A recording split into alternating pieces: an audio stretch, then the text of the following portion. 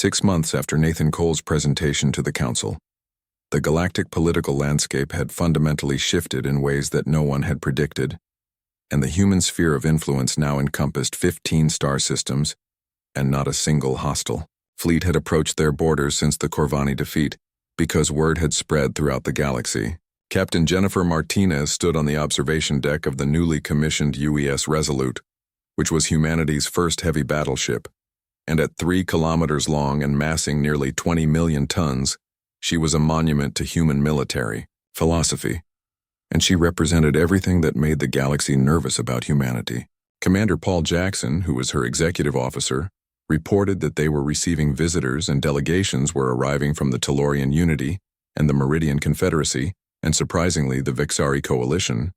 and Jennifer raised an eyebrow, because the Vexari coming to a human military station voluntarily meant that times had certainly changed. Jennifer told him to show them to the conference room and said she would be there shortly, and the conference room had been designed specifically for diplomatic meetings with viewing ports that showed the construction yards where 3 more heavy battleships were taking shape in the scaffolding. Commander Zekthar entered first, and he was the same Vexari officer who had commanded the fleet during humanity's first contact, and he looked markedly humbled compared to their last meeting. And behind him came Tellurian mathematicians and Meridian trade officials who were all eager to speak with humanity's representatives. Zekthar began formally and said that on behalf of the Vexari Coalition, he wished to formally apologize for their premature conclusions regarding humanity's capabilities, and they had mistaken human methods for primitiveness, when in fact it was sophistication of a different kind. Jennifer said graciously that the apology was accepted, and asked if he had come with a proposal, and Zekthar confirmed that they wanted a defense pact, and explained that the coalition's borders were next to the Kryn swarm, which was a hostile species that had been expanding aggressively. He said that their elegant vessels were poorly suited to fighting the Kryn tactics, but human doctrine, and he gestured to the massive battleship around them, would be highly effective against them. And before Jennifer could respond, the Tellurian representative spoke up. The Tellurian said that the Unity wished to commission human-designed defensive platforms for their core worlds, and they could provide exotic materials and advanced sensors, and humanity would provide the design philosophy and weapon systems, and it would be a partnership that benefited both species. The Meridian official added that the Confederacy controlled the Kirkin trade routes, but they lacked military strength to protect them adequately, and they were prepared to offer exclusive trade rights in exchange for human patrol vessels to keep the routes safe from pirates and raiders. Jennifer glanced at Commander Jackson, who looked equally surprised by the sudden reversal, because 6 months ago, these same species had viewed humanity as dangerous primitives, and now they were asking for human military support and offering valuable resources in exchange. Jennifer said carefully that these were significant proposals, and they would require council approval and extensive negotiations, and she could not make such decisions on her own. But Zekthar replied that the council had already indicated approval, and in fact High Counselor Moravix had suggested they approach humanity directly. He said that the galaxy was re-evaluating its security arrangements, and Jennifer understood what was not being said, because for thousands of years the Council had maintained peace through technological superiority and diplomatic pressure. But the rise of humanity had revealed vulnerabilities in that system. Jennifer said that she would forward their proposals to Earth, but she needed to be clear about something, and said that if humanity agreed to provide military support or technology, they were not doing it to become the galaxy's mercenaries, but because they believed in collective security. Zekthar agreed quickly, and said that they were not seeking hired guns but genuine alliances, and that they understood humanity's position and respected it, and the other delegates nodded in agreement, because they all understood that trying to manipulate or control humanity would end badly. As the delegations continued their discussions, Jennifer's mind was already working through the implications, because humanity had gone from galactic outcasts to potential power brokers in less than a year, and not because they had conquered anyone, but because they had proven capable of winning against terrible odds. Later, after the delegates had departed, Jennifer and Paul stood on the observation deck watching shuttles leave toward their respective ships, and Paul said quietly that it was ironic because the other species had spent thousands of years building elegant ships and sophisticated weapons. He said that humans had spent 2 centuries building ugly ships with simple weapons, and now the elegant species were coming to humanity for protection. And Jennifer replied that it was not ironic but predictable. She explained that they had optimized for peace because they thought they had achieved it while humans prepared for war, because they knew it was always possible, and they were just different approaches based on different histories. And Paul asked if she thought humanity would accept the proposals. Jennifer considered the question and said probably some of them, but they would be careful because the moment humanity became the galaxy's military arm, they would become a target, and it was better to share knowledge and help other species adapt while maintaining independence. Paul pointed out that Dr. Cole's report had suggested most species could not adapt to human military thinking because they did not have the cultural foundation for that kind of doctrine, and Jennifer said firmly that then they would have to develop it or accept that they needed allies who had it. She said that either way the galaxy was changing, and the old order where advanced species could dominate younger ones through technological superiority was over, and now it would be about doctrine and adaptability and the willingness to pay the price of freedom. Jennifer gestured to the construction yards where robotic systems were assembling armor plating for the next generation of human warships and said that those ships were not just weapons, but a statement, and humanity would not be pushed around or intimidated or forced into subjugation. She said that now that the galaxy knew that, then everything changed, and Paul noted that some species still thought humanity was dangerous, and Jennifer agreed and said that humans were dangerous to those who threatened them, and that was the point. She explained that peace through strength was not just a slogan but a reality, and the galaxy was safer now because attacking humanity was recognized as suicidal, and that was better than any treaty because it was based on demonstrated capability rather than empty promises. Over the next few months, negotiations proceeded rapidly, and humanity agreed to provide defensive platforms to the Tellurian Unity, using Tellurian sensors and materials combined with human weapons and design philosophy, and the result was a hybrid system better than either species could build alone. The Vexari Defense Pact was more complex, and humanity agreed to provide military advisors and to station a small fleet group in coalition space, but only with strict rules of engagement, and the humans would defend against the Kryn swarm, but would not be used for offensive operations or territorial disputes. The Meridian Trade Agreement was the simplest, and human destroyers would patrol the Kirkin routes, and in exchange humanity gained access to rare materials needed for advanced computer systems, and both sides benefited from the arrangement. But the most significant change was at the Council itself, where High Counselor Moravex proposed a new charter that explicitly recognized different military doctrines and prohibited forced integration of younger species, and it was a tacit admission that the old assumptions were flawed. Not every species supported the changes, and the Corvani Ascendancy in particular remained bitter about their defeat, but even they had to acknowledge the new reality that clever design and determined crews could overcome numerical superiority, and technology alone was not enough. 1 year after the Thunderchild's first battle, Captain Daniel Hayes stood on his ship's bridge once more, and the battleship had been repaired and upgraded with lessons learned from subsequent engagements incorporated into her systems, and she was more formidable than ever. His communications officer reported that they were receiving a priority transmission from Fleet Command, and 3 human colonies in the Outer Reach were under attack by an unknown force, and the Thunderchild was the nearest battleship, and Hayes did not hesitate. He ordered maximum speed and told all hands to go to battle stations, and as the Thunderchild accelerated toward the threatened colonies, Hayes reflected on how much had changed in just 1 year, and humanity had been unknown and dismissed as primitives by a galaxy that thought it knew everything. Now they were recognized as a military power, and respected and even feared by species that had ruled space for millennia. But more importantly, they had proven that strength came from more than technology, and it came from determination, and from the willingness to build systems that could survive catastrophic damage. Hayes thought about the doctrine that accepted casualties as the price of victory, and the galaxy had learned to fear human battleships, but what truly tariff?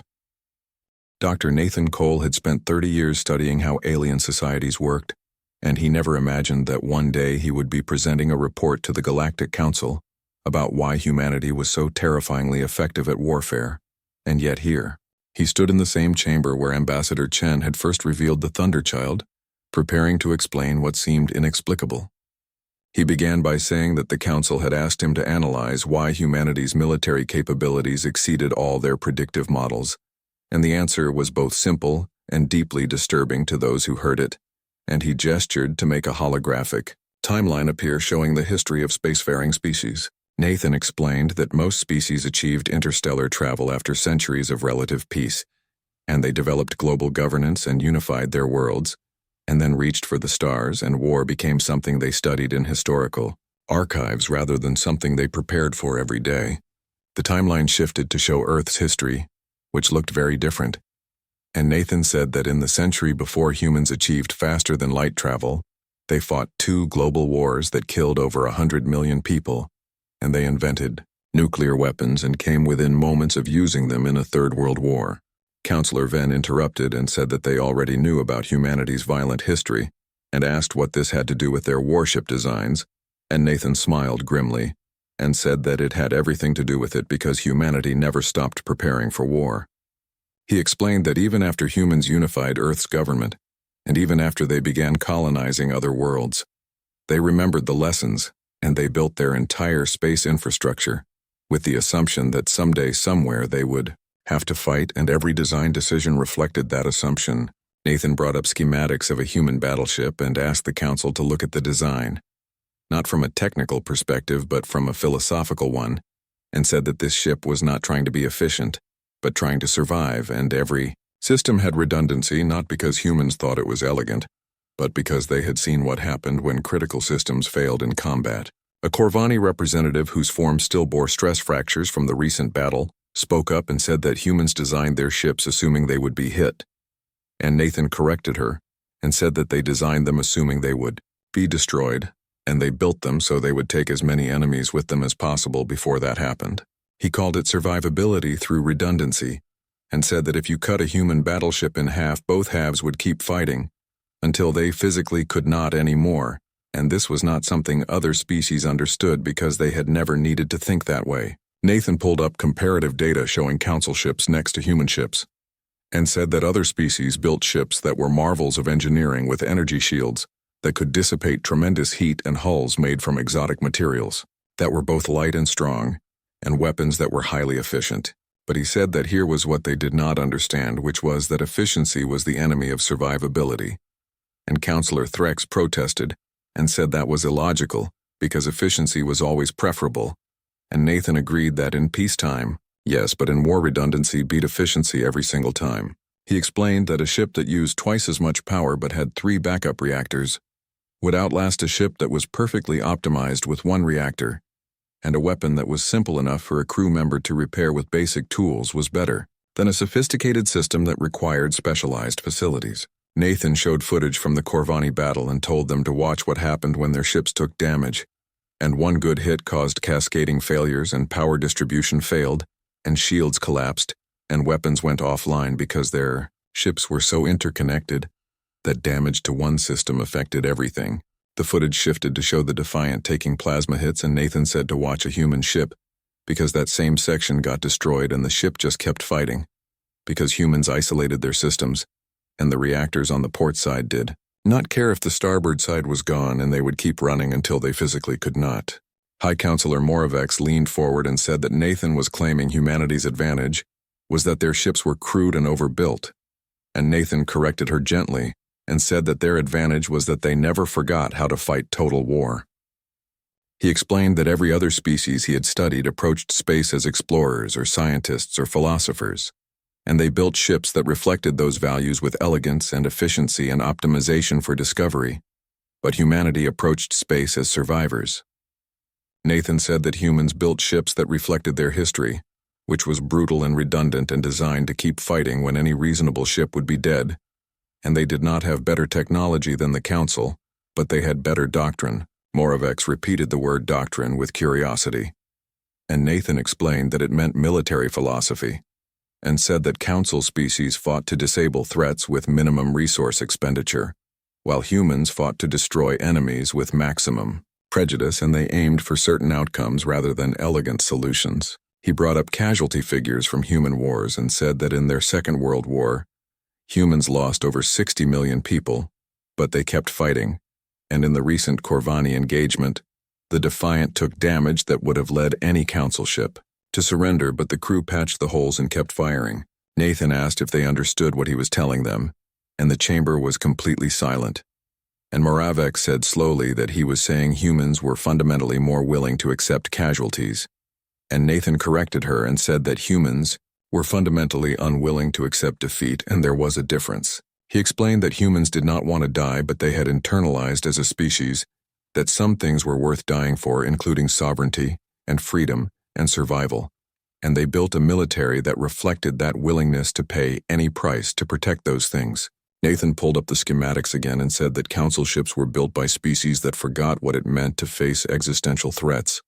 while human ships were built by a species that remembered, and every armor plate and every redundant system and every oversized reactor was there because humans knew what happened if they lost. He said that humans had lost before on Earth, and they decided never again, and Counselor Threx declared that this was a cultural sickness, and this obsession with warfare and this inability to move past violence was unhealthy, and Nathan interrupted him respectfully. Nathan said that it was not a sickness but adaptation, and explained that council species had the luxury of evolving beyond war because their neighbors let them, but humans did not have that luxury, and they evolved alongside other human nations that were just as dangerous as they were. He said that the survivors of that process learned to outfight and outthink their enemies, and that was the culture humanity brought to space. And Moravec was silent for a long moment, and then said that what Nathan was describing suggested humanity would always be a military threat. Nathan said firmly that it suggested humanity would always be capable of defending itself, and there was a crucial difference, and humans did not attack the Vexari or the Corvani, but those species came to humanity assuming they could force their will on them because they had more ships or better technology. He said that they learned that numbers and technology mattered less than determination and doctrine, and he looked around the chamber at the assembled representatives and said that he hoped they would understand that humanity did not want war because they had seen what it cost. Nathan said that humans would never again be at the mercy of those who did want war, and they built battleships because they knew what was out here, which was species that viewed younger civilizations as resources to exploit, and they came to space prepared, and that preparation had proven necessary. Moravec asked what he recommended, and Nathan said simply, peace and trade and cultural exchange and cooperation, where beneficial but also respect, and said that humanity would not be subjugated or absorbed or forced into compliance, and they should be treated as equals. 3 months after the Vexari incident, the galactic community was still trying to understand what had happened, and human sovereignty had been grudgingly recognized by the Council, but not everyone was willing to accept the new situation, and the Corvani ascendancy in particular took humanity's rise as a personal insult to their pride. Admiral Kyle Peterson stood on the bridge of the UES Defiant, watching the tactical display with growing concern because intelligence had been tracking Corvani fleet movements for weeks, and the pattern was unmistakable, and they were gathering forces near the Kepler frontier right on the edge of human space. Lieutenant Emma Grant called from her station and said that they had sensor contact, and multiple vessels were emerging from jump, and the count was 43 capital ships and over 100 support vessels, and it was the entire Corvani Third Fleet, and Kyle felt his jaw tighten because he knew what this meant. The Corvani were known for their energy weapons, and their plasma beams could slice through most known materials, like a hot knife through butter, and their shields were layered and redundant and designed to handle multiple types of energy attacks, simultaneously, and on paper, they were one of the most formidable military powers in the Council. Kyle said calmly that it looked like the Corvani wanted to test whether the Thunderchild incident was a fluke, and he ordered all ships to battle stations and told them to form up in formation. Delta 7, and the Defiant was not alone because Kyle commanded a battle group of 5 human vessels, which included 3 destroyers and 1 heavy cruiser and his own battleship. Against 143 Corvani ships, the odds looked completely suicidal, unless you understood how humans fought,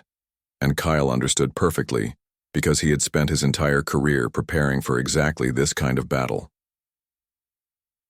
The communications officer reported an incoming transmission and the holographic display shimmered and revealed the angular, crystalline form of a Corvani admiral who introduced himself as Fleet Admiral Crixal of the Corvani Ascendancy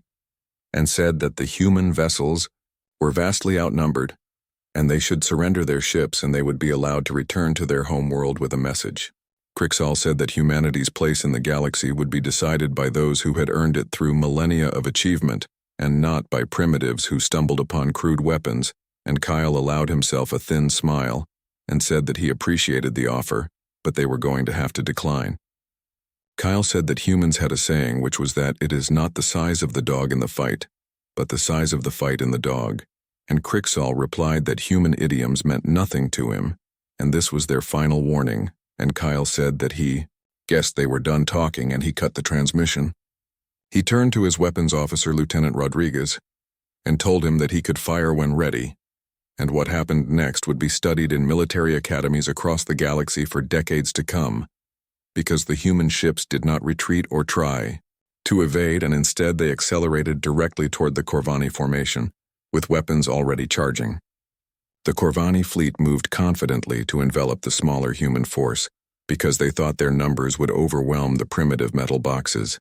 and it was exactly what Kyle wanted them to do, and he ordered all ships to execute Maneuver Omega. The human vessels had been accelerating hard and building up tremendous velocity, and now they used their powerful maneuvering thrusters to flip orientation and presented their heavily armored bows to the enemy while continuing to move forward on momentum, and it was a maneuver that would have been impossible for most galactic ships. The Corvani opened fire first, and plasma beams, brilliant and deadly, converged on the human ships from dozens of angles,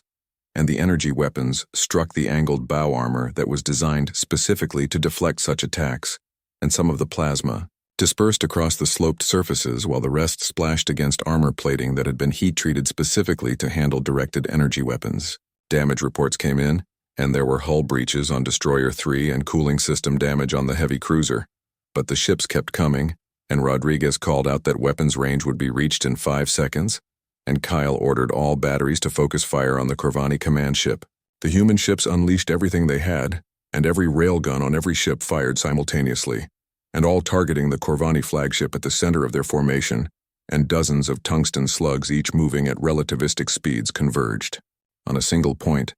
and the Corvani shields flared brilliantly trying to dissipate the kinetic energy, but there was simply too much momentum. One by one, the shield layers collapsed under the impossible barrage, and the rounds struck home,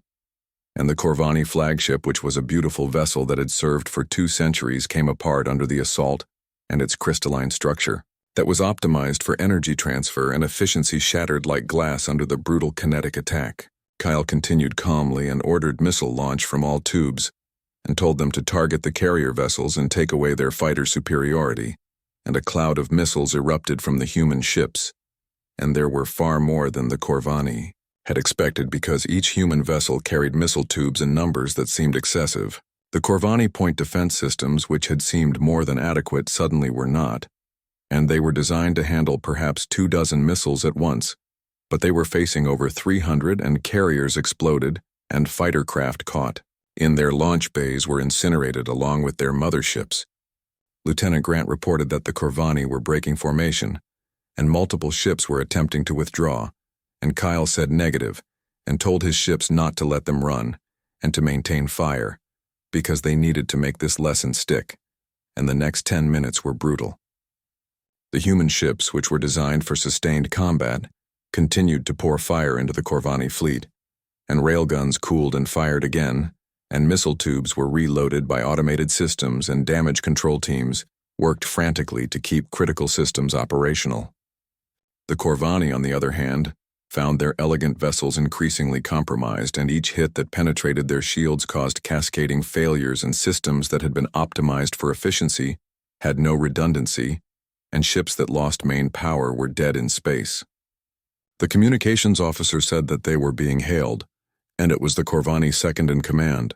and Kyle told him to put it through, and a different Corvani appeared, and this one's crystalline form showed stress fractures, which was a sign of extreme anxiety in their species. The Corvani officer said that they surrendered and begged Kyle to cease fire, and Kyle studied the tactical display and saw that the Corvani fleet was in ruins, and 43 capital ships had been reduced to 17 still operational vessels. And his own ships had taken damage, but they were all still in the fight. Kyle ordered all ships to cease fire and told the Corvani that they had 6 hours to gather their ships and leave human space, and if they were still there, after that time humanity would interpret it as renewed hostilities, and the Corvani officer said they understood with obvious relief. The Corvani officer asked how they had destroyed a fleet 5 times their size, and Kyle considered the question and said that humans built their ships to fight and not to look impressive, and every system had backups, and every section could operate independently, and they did not rely on shields because shields could fail. Kyle added that they concentrated their forces while the Corvani spread theirs out, and they gave humanity the opportunity to destroy them piece by piece, and humans took it, and the Corvani officer made a gesture of acknowledgement and ended the transmission. Lieutenant Rodriguez said quietly that it had been one hell of a gamble, and if the Corvani had focused fire on any single ship, they would have destroyed it. And Kyle agreed but said that they did not because they thought like everyone else in the galaxy thought. Kyle said that the Corvani assumed the goal was to disable threats efficiently and to minimize resource expenditure and to win cleanly, and they did not understand that sometimes the only way to win was to be willing to take the hits and keep fighting, and that was exactly why humans would keep winning. The Galactic Council chamber on the neutral station Concordia Prime was a massive space where representatives from 73 species sat in their designated areas, and each area was designed to accommodate their unique bodies and needs, and holographic displays floated in the center, showing data in any format required. Today those displays showed footage that had the entire council in chaos, and arguments broke out in multiple languages, and Ambassador Lyra Chen stood in the human delegation area, watching with quiet satisfaction as the video played for the third time, and the destruction of the Vexari fleet looked even more impressive from multiple angles. Counselor Threx, whose body was made of living crystal, declared loudly that this was obvious fabrication, and no species could advance from chemical rockets to weapons of this caliber in under 2 centuries, and it violated every known pattern of technological development that the Council had studied for thousands of years. Lyra smiled politely and said that the footage was quite genuine, and she could provide additional sensor data if they wished.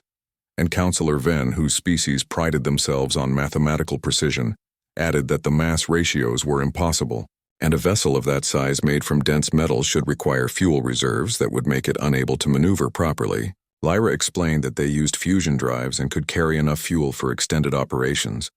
and their thrust-to-mass ratio was actually better than it appeared,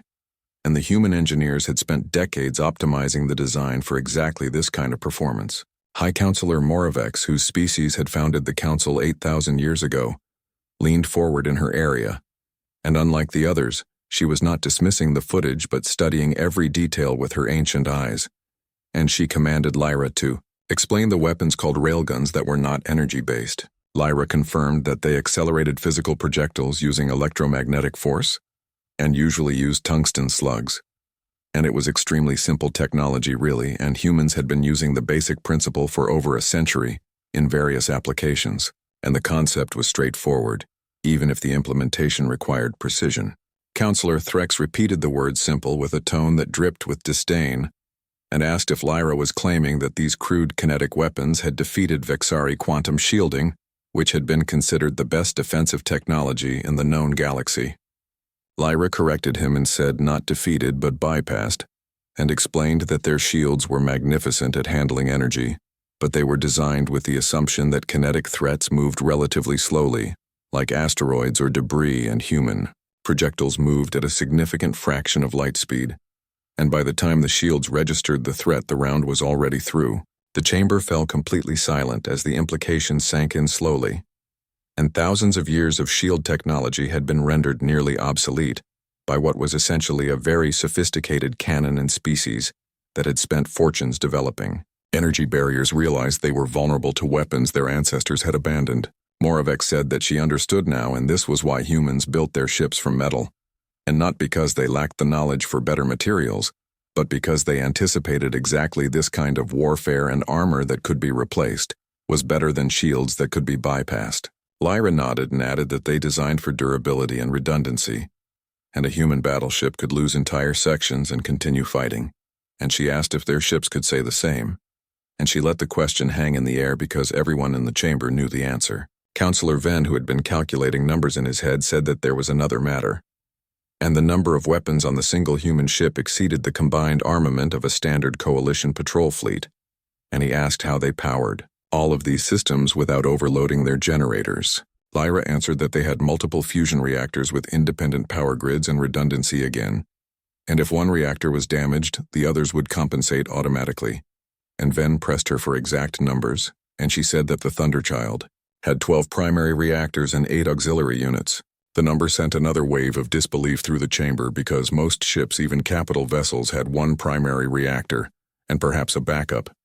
and the sheer redundancy of human design was as alien to them as the humans themselves, and they could not understand why anyone would waste so many resources. Moravec spoke slowly and said that what Lyra was describing was not a warship, but a mobile fortress, and it was built not for elegance or efficiency, but purely for survival and destruction, and she seemed to understand something that the others were still struggling with. Lyra agreed and said that humans called it a battleship,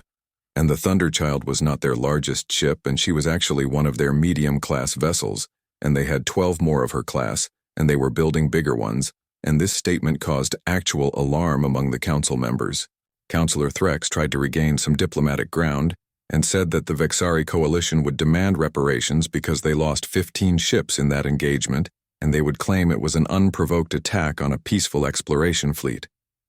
Lyra replied with a harder voice and said that the Vexari coalition entered human territory and demanded their surrender, and they fired first, and humanity simply finished the fight they started, and if they wanted to discuss reparations they could explain why they thought they could subjugate a sovereign species without consequences. Moravex raised a hand to stop further argument and said that the council recognized humanity's right to self-defense, but this raised troubling questions about galactic security, and humans had demonstrated that their existing defensive doctrines were inadequate against human weapons. Lyra suggested carefully that perhaps the council should reconsider its policy of dismissing younger species as primitives, and said that humans had been monitoring their broadcasts for decades, and they knew about the subjugation protocols and the forced integrations, and they built ships like the Thunderchild because they had no intention of becoming another species absorbed into the coalitions. The truth settled heavily in the chamber because for thousands of years the older galactic species had operated on the assumption of technological superiority, and they encountered younger species and assessed their technology and either integrated them peacefully or forcefully into the galactic community, and it was a system that had worked without fail until now. Moravex asked directly what humans wanted, and Lyra smiled and said what they had always wanted, which was to be left alone and trade where mutually beneficial and cultural exchange. Absolutely. But Earth and her colonies were sovereign territory, and any fleet that entered their space uninvited would meet the same fate as the Vexari. Threx demanded to know if humanity would go to war with the entire council, and Lyra said calmly that they would go to war with anyone who forced them to, and there was a difference, and they did not want conflict, but they prepared for it anyway, because they knew what they would find out here. She gestured to the frozen image of the Thunderchild on the display with its hull scarred but unbroken, and weapons still hot from battle, and said that humanity was offering recognition of their sovereignty and normal diplomatic and trade relations, and most importantly, spreading the word to every fleet and coalition that humanity was not to be trifled with. Lyra said that if the council did that, then humanity would be peaceful neighbors, but if they refused, then she did not need to finish the sentence, because every representative in the chamber was looking at the image of the human battleship and calculating the cost of trying to force the issue. Moravec studied the human ambassador for a long moment, and then made a gesture of acceptance and said that the council would take their proposal under advisement, and in the meantime she suggested they establish formal channels of communication, because it seemed humanity had much to teach them about warfare. As the council session ended, ambassadors from dozens of species approached Lyra, and some were seeking alliance while others simply wanted to know more about these armored fortresses that humans called battleships, and the galaxy had just realized that the newest members of the interstellar community were not going to follow the established rules. The Vexari coalition had ruled the Outer Rim for 300 years without anyone challenging them, and their ships moved through space like beautiful glass sculptures that glowed with soft light. And Commander Zekthar sat in his command chair, watching the screens with calm eyes because he had done this many times before, and his crew worked smoothly around him, checking systems and monitoring the empty space ahead. His tactical officer clicked his mandibles together in a sound that meant amusement, and said that another primitive species had been detected, and they called themselves humans, and they had barely achieved faster than light travel from a single star system, and Zekthar nodded because this was normal, and the Coalition had absorbed 47 species in the past decade alone, and this would be no different from all the others. He ordered his crew to send the standard compliance message and told them that if the humans refused, then they should disable their orbital stations and prepare for integration, and the message was sent, and everyone waited for the expected response of either immediate surrender or foolish defiance that would be quickly crushed. What appeared on their sensors moments later made Zekthar sit up straight, and his three eyes widened because the readings made absolutely no sense at all, and a single vessel had emerged from the human homeworld, but it was massive, and it dwarfed his flagship by 10 times, and the strangest thing was what it was made from: metal, and dense primitive metal and solid alloy. And his second officer said in confusion that the humans had built a warship out of metal, which was impossibly inefficient, and the mass alone would require more fuel than could possibly be carried. And everyone on the bridge stared at the readings, trying to understand what they were seeing. The human vessel came closer and stopped 10,000 kilometers from the Coalition fleet, and both sides watched each other in silence. And then the human ship opened communications, and a voice came through the translator saying that this was Captain Daniel Hayes of the UES Thunderchild, and they had entered human territory and made hostile demands, and they had one chance to withdraw peacefully. Zekthar spread his mandibles in what his species used as a smile, and said that those were brave words from primitives, and their vessel was an insult to engineering, and they should surrender now or face the consequences. And he felt confident, because his fleet had 30 ships against their one crude metal box. The human captain interrupted him and said that they had given them a chance, and then he cut the transmission, and the human battleship came alive in a way that made Zekthar feel fear for the first time in many years. The hull of the Thunderchild split open in 1,000 places, and weapon batteries that had been hidden beneath armored plating emerged into view, and railgun turrets rotated into position, and each barrel was as wide as a fighter craft, and missile ports opened like the mouths of hungry beasts, and Zekthar shouted for evasive maneuvers, but it was already too late. The railguns fired first, and they did not shoot energy beams or plasma bolts, but solid tungsten slugs that were accelerated to a significant fraction of light speed, and they crossed the distance in seconds, and when they struck the Vexari shields, something unprecedented happened that no one had prepared for. The shields collapsed completely, and energy barriers that were designed to dissipate heat and electromagnetic forces had no answer for kinetic projectiles moving with such tremendous momentum, and the tungsten rounds punched through shield layers like they were not even there, and tore into the crystalline hulls of 3 Vexari cruisers, and the beautiful, elegant ships shattered like glass sculptures hit with hammers. Zekthar commanded his fleet to return fire, and the Coalition ships unleashed their plasma lances, and beams of superheated matter that could melt through reinforced armor in seconds struck the Thunderchild hull dead on, and everyone waited to see the human ship torn apart. But the human ship barely noticed, and the metal armor that seemed so primitive had been designed with one purpose, which was to absorb and dissipate tremendous amounts of energy, and the plasma washed over the hull plating and scorched and melted the outer layers, but failed to penetrate to the vital systems beneath, and automated systems released coolant, while damage control crews moved to affected sections. A calm voice came over their intercepted communication saying missiles away, and hundreds of missiles erupted from the human battleship, and each one was guided by sophisticated targeting systems, but these were not elegant, refined weapons, and instead they were brutal instruments of war with warheads packed with conventional explosives and nuclear devices and kinetic penetrators. The first wave hit the Coalition formation like a hammer, and ships that had survived the railgun barrage found themselves overwhelmed by the sheer volume of incoming fire and point defense systems that were designed to handle a few dozen missiles. At most were saturated and overcome, and explosions blossomed throughout the Vexari fleet like deadly flowers. Zekthar finally ordered a retreat and shouted for all ships to make emergency jumps, and his beautiful fleet was being torn apart by this impossible primitive vessel, and he could not understand how this was happening, and his mind refused to accept what his eyes were seeing. But the humans were not finished, and as the Vexari ships began charging their jump drives, the Thunderchild fired again, and this time the railguns targeted drives and power systems with surgical precision, and 5 more ships exploded before they could escape, and 3 more were left crippled and drifting in the void like broken toys. Of the 30 vessels that had arrived to subjugate humanity, only 15 escaped, and every single one carried sensor logs of something that would send ripples of fear through the coalition and beyond, and the logs showed a warship that fought like nothing the galaxy had ever seen before. The humans had barely been in space for a century, but they had built a warship that was not elegant and not efficient, but terrifyingly and brutally effective, and it had destroyed half a fleet without even being seriously damaged, and the survivors fled back to Coalition space carrying news that would change everything. Zekthar sat in his damaged command chair and watched his fleet jump away one by one, and he knew that the galaxy had just changed forever, because humanity had shown that advancement was not always linear, and there was more than one way to build. A warship in their way worked better than anything the Vexari had encountered in 3 centuries of expansion. The Thunderchild remained in position, and its hull was scarred but unbroken, and its weapons were still hot from battle, and Captain Hayes stood on his bridge and looked at the fleeing alien ships and knew that this was just the beginning.